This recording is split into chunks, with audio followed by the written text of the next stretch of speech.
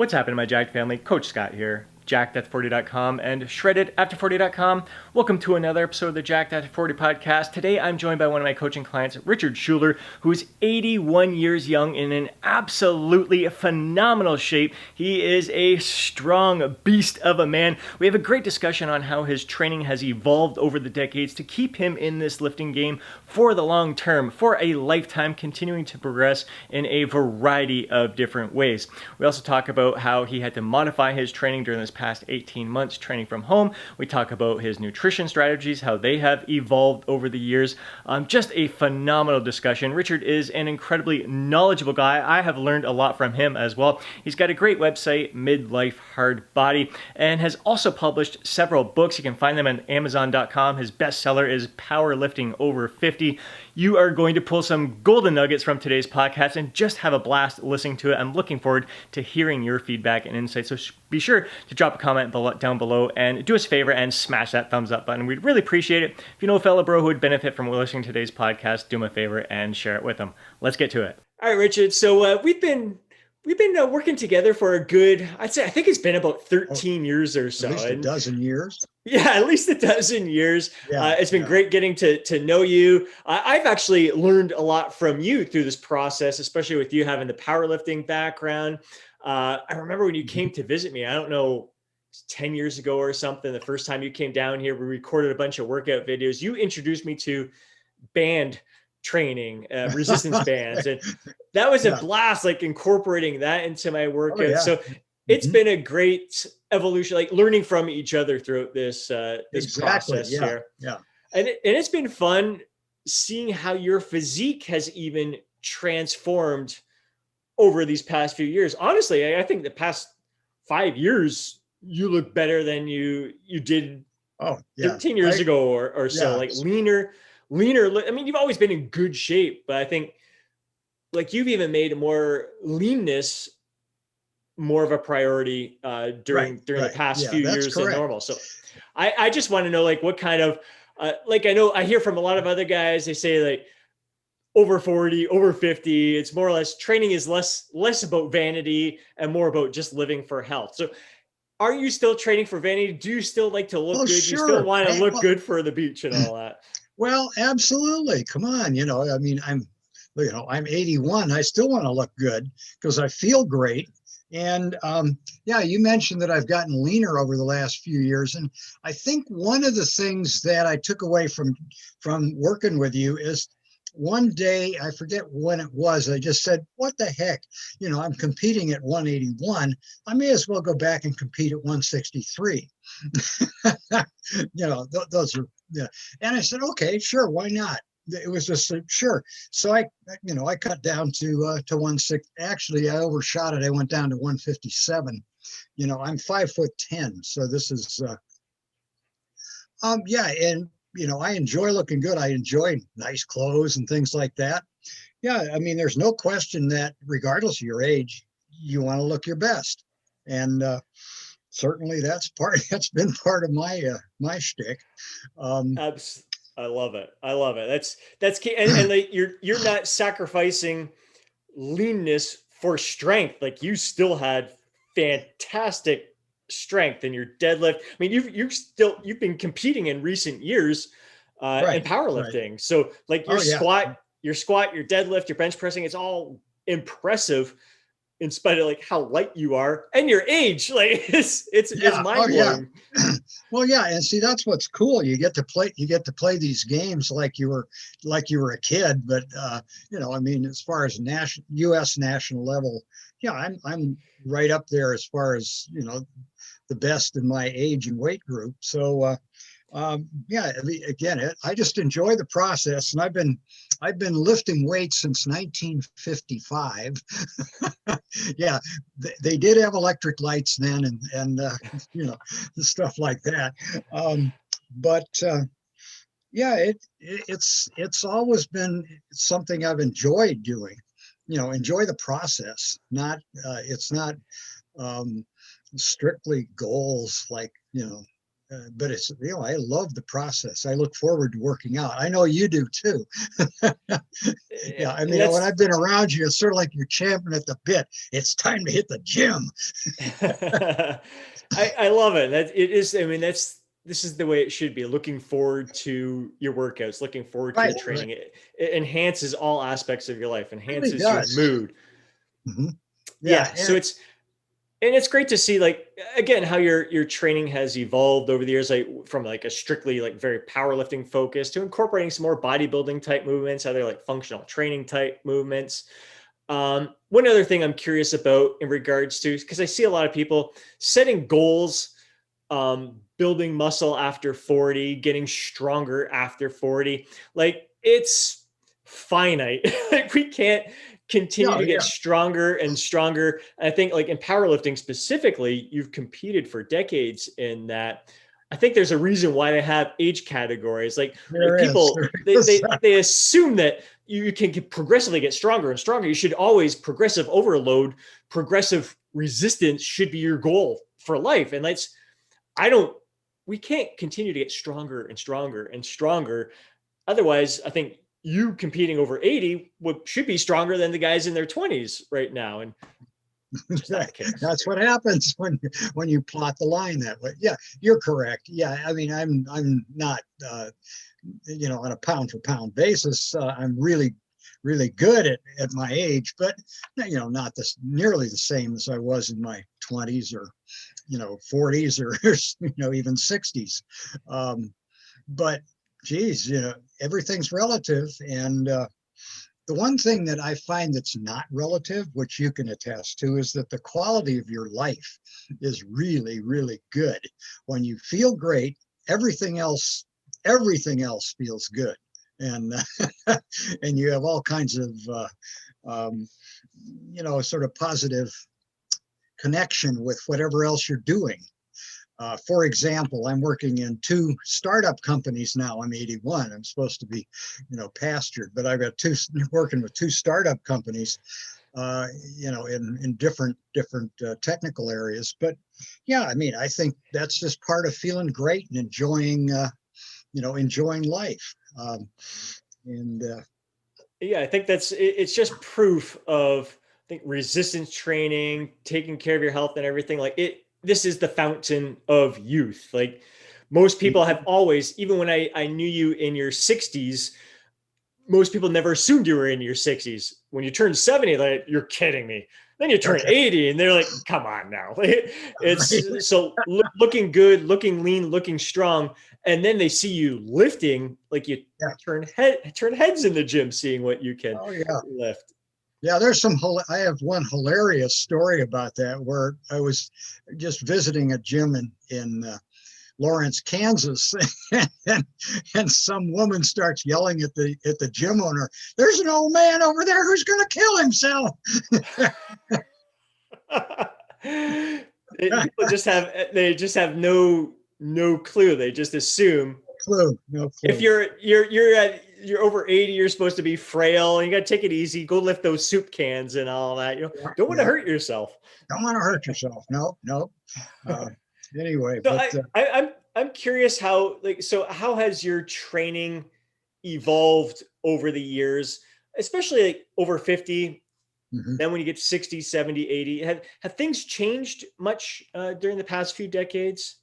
Yeah, actually, it's sort of morphed partly by um, well, in my 50s, I was heavily focused on powerlifting, and but I was also traveling a lot internationally, so it meant that I was grabbing a workout wherever I could in whatever time zone I could, and then in my 60s, was still focused on powerlifting, but my whole career, my whole life, I've done running because I like to run. I competed as a runner, and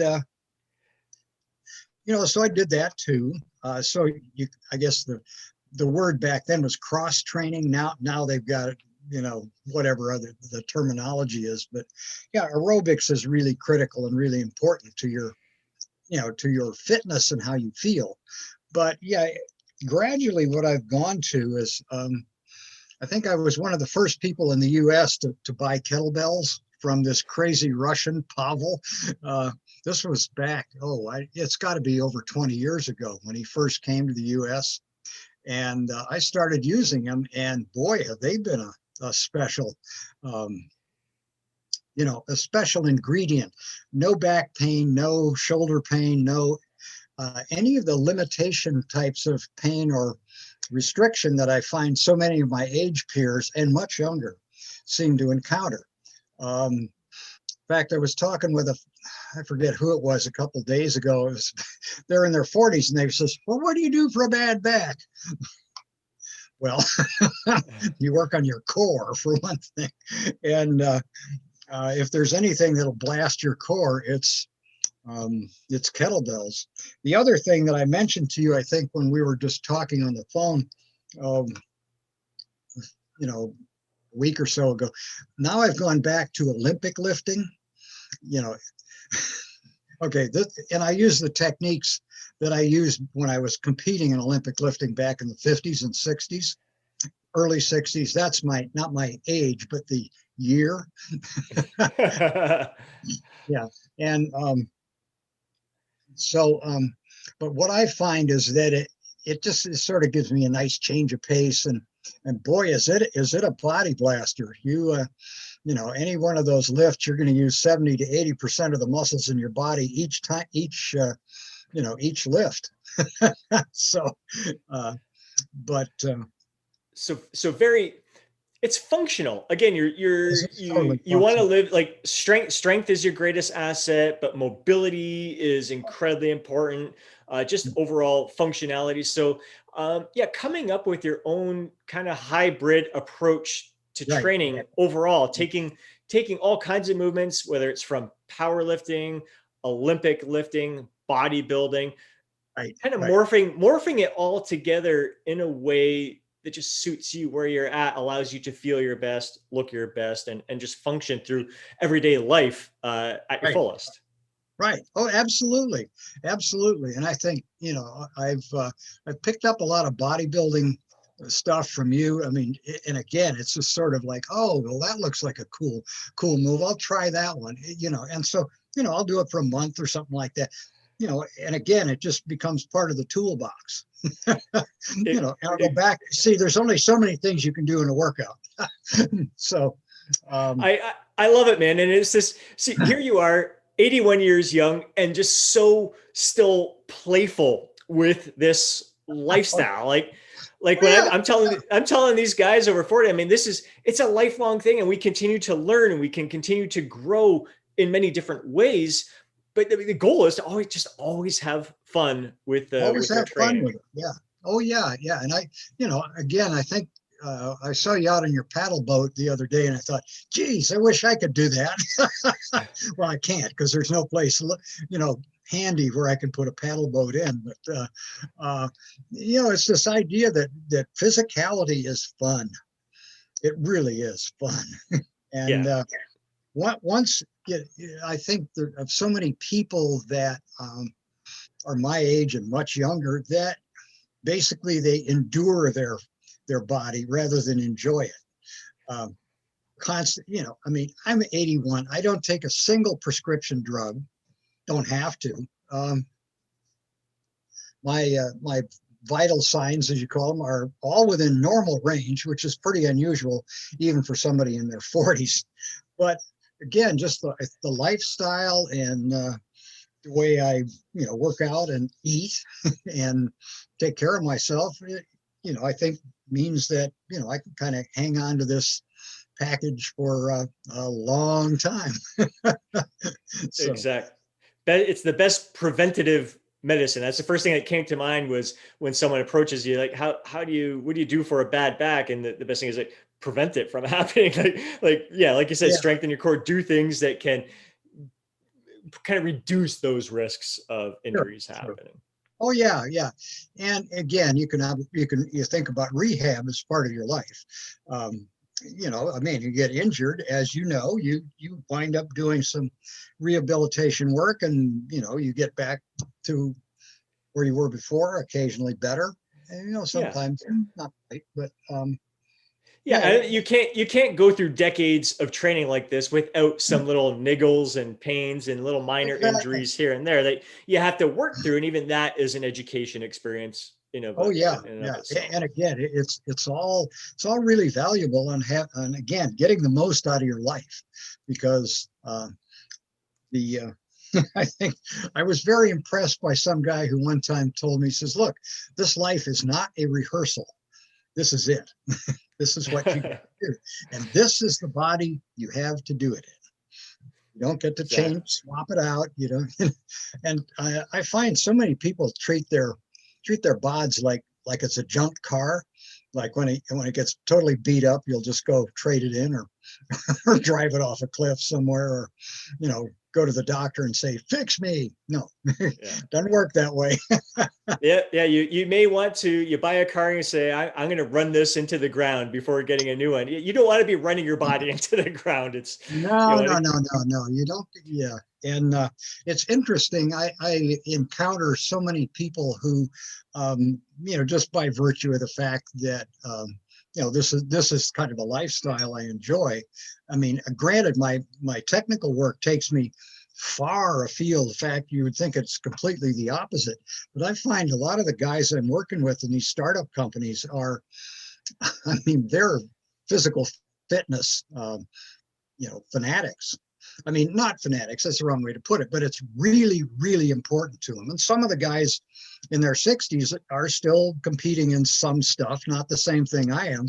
Um, and again, they regard it as part of their life, and it's a huge mental stimulation. Again, just because you're uh, pretty cerebral in your work doesn't mean you can't be physical and other parts of your life, and that they don't reinforce and build with each other. So anyway. absolutely. Very good insights. Now, what's this past like 18 months or so been like for you training at home? Have you found it difficult to stay motivated? Have you altered your training at all? What's your experience been like? Well, okay, when we first hit the lockdown, um, I have my own set of kettlebells and a chinning bar and some other apparatus that I can use for home gym. So all of a sudden I had to rely on them exclusively. Well, number one, I love to do kettlebell stuff. So I just started using or doing different moves than I'd been, when I'm doing power training, you've only got so much gas. So you can't do everything once. So I built the workouts I did around kettlebells, and then and pull-ups and variations on pull-ups, and um, ab wheel, and all these things that kind of are at your, you know, you can tuck them all in a box except for the kettlebells. And there were, all this different balancing things. There was so many things you could do. Yeah, gymnastics moves. And yeah, so that was sort of my go-to for the last 18 months. Then the gym started opening up again, and I went back and started doing squats and other things, barbell work that I hadn't been able to do for, I think it was like, it was probably about a year. And then the gyms closed again. So I went out and bought my own 7-foot Olympic bar, and I train in my carport, by the way. And I put everything back in the little utility shed in the carport, and so everything fits neatly in this small space. But I just bought some bumper plates, and so I'm doing Olympic lifting in the carport now.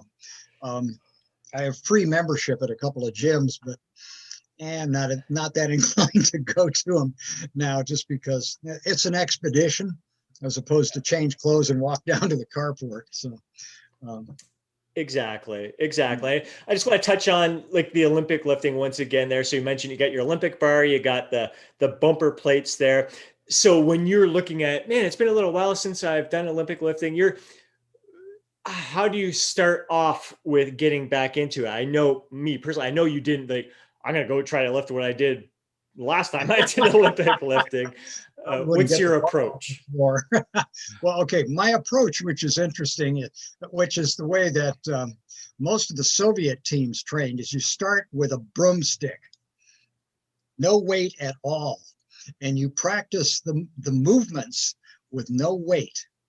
I use just a wooden dowel, so I don't have to deal with whatever's on the end of the broomstick, and you know, I won't say perfect, but get the movement down with no weight. And the advantage of that is if there's a part of it where you're kind of out of sync, like say you got your elbows in the wrong position or something like that, you can do it. You can do it in stop motion and get your elbows in the right place. What you're doing is you're training your brain to do this movement. And when you can do the movement pretty well, then start doing it with very light weights. I started with just the bar. And gradually you use this kind of back and forth between the empty bar and or no weight at all. And you gradually add weight and move up. I start up using sets of 5 or sets of 2. If you start going over 5 or over 2, really, when you're doing snatch and stuff like that, then your form goes to hell and you're really doing more damage than you're do a lot of sets. 10 sets of 2 is better than 2 sets of 10, so with a snatch. So Right. But yeah, it's I just use sort of the very careful training process that I learned back in the 1950s and 60s. The old Bob Hoffman York barbell thing. I had the great good fortune to train with one of the all-time great Olympic lifting coaches, Pat O'Shea, who's a legend really in weight coaching circles. He's deceased now, but he was my coach at Michigan State. And boy, did I learn. I mean, I'm still learning stuff from his the notes I have and the books he wrote later. But again, it's starting really light and getting the movement down first is critical for any of those quick lifts. And so. Yeah, I think that's a great lesson across the board for all movements to not focus so much on the load, but focus on technique and form. Right. And it's always the most important thing to build that foundation. It's always something that you can continue to improve upon as well, especially when it comes to efficiency and all of that. Yep. Let's shift gears to nutrition. And I especially want to talk about, like, I often hear from clients and some of my fellow bros who are over 60, over 70, their appetite tends to decrease a little bit. They're not eating as much as they used to. They're just not as hungry. Have you experienced that yourself? Is it like a natural thing, or just curious to hear what your experiences are with that? I don't know if it decreases naturally or not, but my appetite is pretty, I guess, relatively low compared to what it was in my 20s. But I'm really comfortable with it. When I decided a couple of years ago to drop down to 163 or whatever, and I wound up at 157, I just sort of followed your program of okay, figure out how many calories you're going to need and how many the macros and all that stuff, and then just keep a journal. And so I did that quite religiously, and I found when I had gotten down there that I never really got super hungry again. And I sort of, being introspective, I think, why do you get hungry? A lot of times it has nothing to do with hunger. It has to do with boredom or just habit.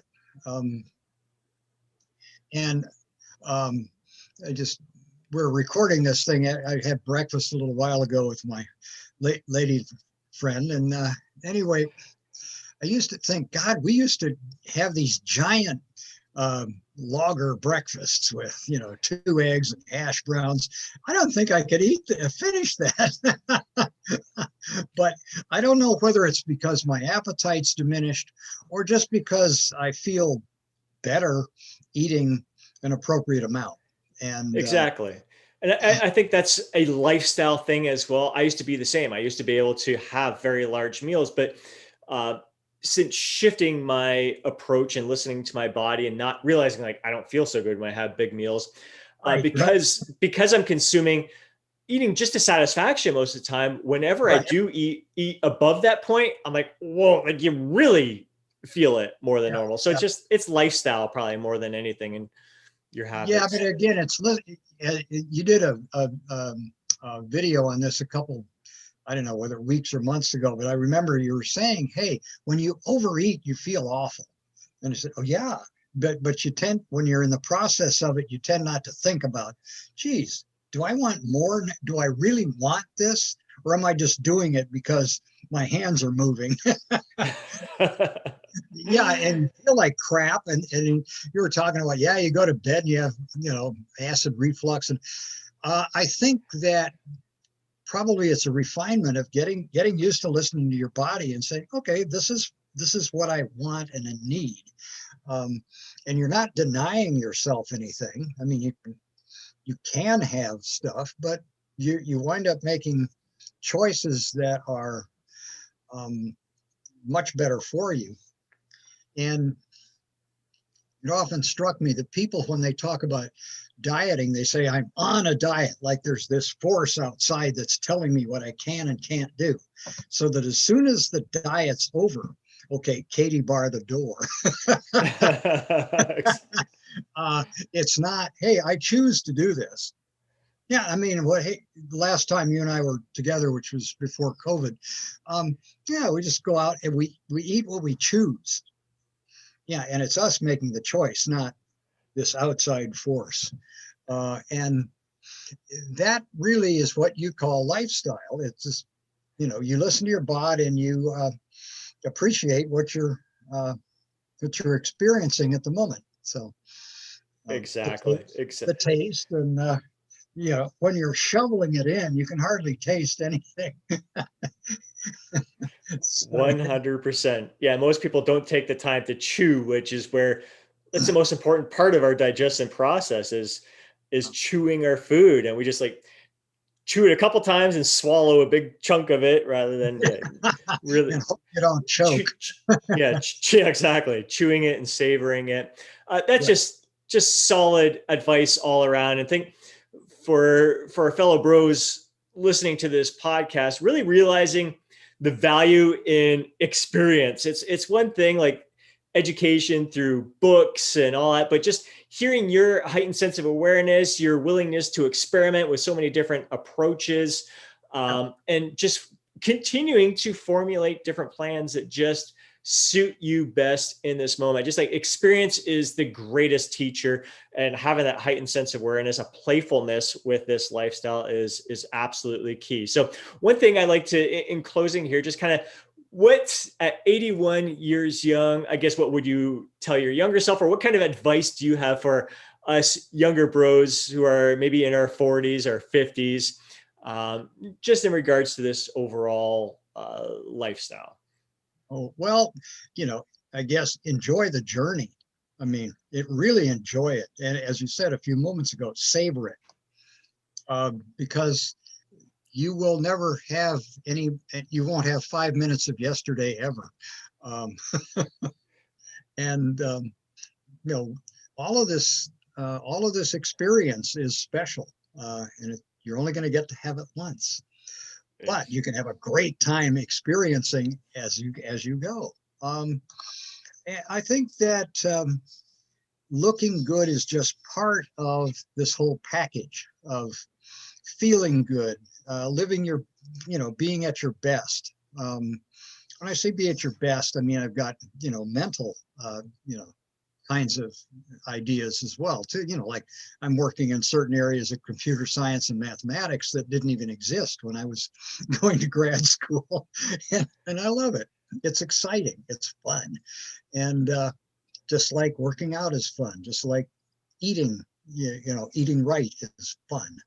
It's joyful. So, and that's the thing I think you've obviously cultivated, and I think that's the message that a lot of people who follow your your teachings ought to embrace. Hey, have fun as you go. And Uh, you know, yeah, the other aspect of it is I noticed that well, I don't drink anymore. I probably haven't for 20 years. Um, Things that sort of tend to cloud your judgment or mess you up in terms of your decision making are definitely not things you want to carry forward very long. Uh, when I stopped going to Russia on business, I stopped drinking because I thought I was a pretty good drinker before, and then I met the pros. There's a reason life expectancy in Russia was 55 for men when I was going there. Anyway, but yeah, I mean that's a long-winded uh, wind down to the question you asked. But hey, Oh, it's fantastic. And it's real. It's raw, and it is. It's about enjoying the journey. And I think like what you do is sharing your experiences with others and teaching what you've learned. It's great to see so many people who are eager to learn from you. I have learned a great deal from you, and you're a fantastic writer as well. Your website, Midlife Hard Body. You've your weekly emails that you send out are incredibly informative. Your books that people can find on Amazon, Powerlifting Over 50 being one of the top sellers there, just incredible. I think you have a great way of providing instruction, especially when it comes to the big movements of powerlifting and why powerlifting movements are benefit. Like I think a lot of people over 50 think, why I shouldn't be lifting heavy stuff right now. That's at greater risk. But when you learn how to do you know, these movements properly, right, it right, huge yeah, difference there. yeah, yeah. No, no, it's yeah.